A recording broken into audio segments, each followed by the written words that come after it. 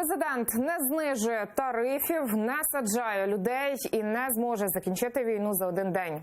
Не встигли ще у ЦВК оголосити офіційні результати другого туру виборів, а в команді Володимира Зеленського потрохи редагують свої передвиборчі обіцянки.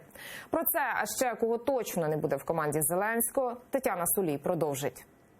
Тарифи в Україні не мають бути вироком. Вирок чекає на тих, хто зробив такі тарифи.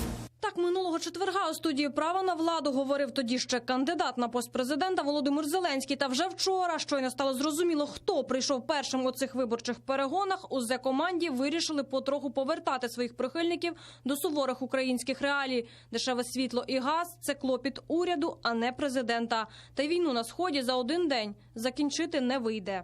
Да, если мы возвращаемся к войне, это длительный процесс. Никто, к сожалению, не имеет возможности закончить войну завтра. Обещать это было невозможно и нельзя. Не дочекавшись навіть офіційних результатів виборів, із перемогою кандидата вже встиг привітати його горе-попередник Янукович. Мовляв, саме йому, Володимиру Зеленському, українці довірили країну у складні часи. Але у Зе-штабі від такої сумнівної підтримки відхрестилися, кажуть, обійдуться без привітань президента-втікача.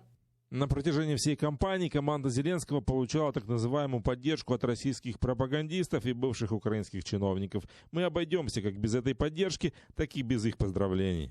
А от поради Петра Порошенка Володимиру Зеленському на посту президента можуть і знадобитися. Сам він запевняє, готовий навіть посаду йому запропонувати, якщо, звісно, народ не буде проти. Ви хочете, щоб я його ким-то назначив? Тоді я обращусь к обществу.